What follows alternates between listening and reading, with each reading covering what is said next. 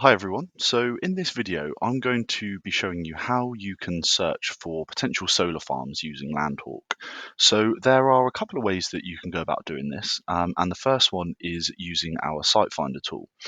So over here on the left-hand side, you can click on the Site Finder tool and you can select a search by land registry, HM Land Registry. You can then draw your area. So if we zoom into an area like this, drawn area. You can also do it by local authority district as well. And if we click on our radial tool and let's draw out an area. Now, what this is going to enable you to do is input a lot of criteria into the search bar here, and Landhawk is going to search for parcels of land that match that criteria. So you can really drill down into your sweet spot. So if we build up a sort of query in here, so let's say we're looking for parcels of land with a parcel size between, let's say, 5 and 15 acres. We can then start to add in more rules. So let's say we don't want to intersect with Greenbelt, for example. We can add in some more. So let's say does not intersect with ancient woodland. We can then also say we want it to be within a distance of a DNO substation. So let's just do 15 kilometers, for example. And if we then click Find Land, what Landhawk will now do is searching within our radius that we've drawn for specific parcels of land that match this exact criteria that we've put in here. So straight away we can see we've got 105 results, and as we zoom in, we can then start to see these results. We can then also click on these, and it will give us all of the relevant information for that particular parcel. And within the Site Finder, there's two options here. So you can export this as a CSV file, which will give you all of the information to do with the land, such as the title number, address, and certain things like that. And then we can also run an analysis. So these are completely customizable, so we can work with you to build your own, but these are standard ones that we've got within the platform here. So let's say we were looking for, or to run these for solar, we can run an analysis, and what it's going to do is use almost a red, amber, green system to work out how risky these parcels of land are for solar development.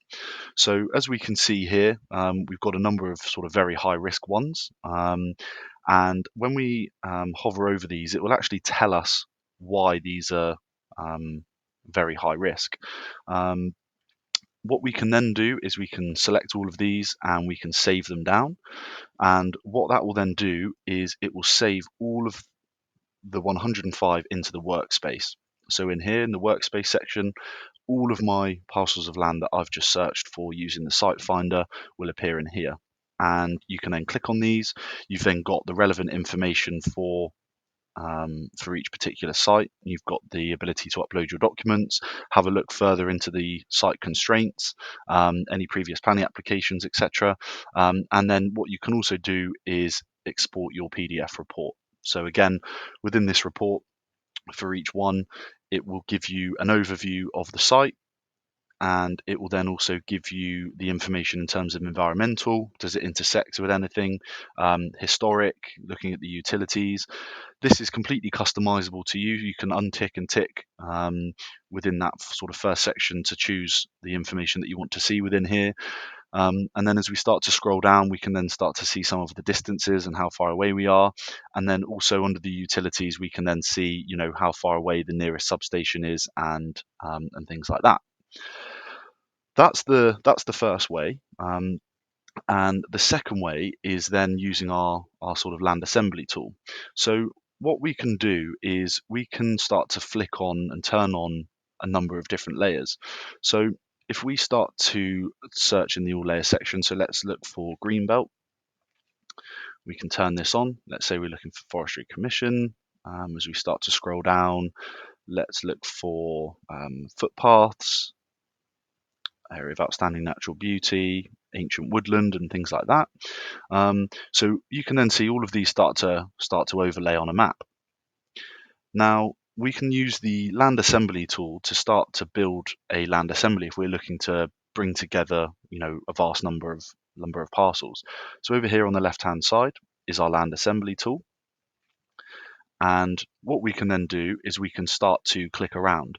Now, we can see that the land assembly tool, it will show you all of the land registry boundaries and then also all of the layers that we've got on. Now, you can also change the styling for the land registry boundary. So if we go back up to the control center and click on this paintbrush, we can change it to any of these. So if we go to light, we can now see that all of our layers will show a lot clearer.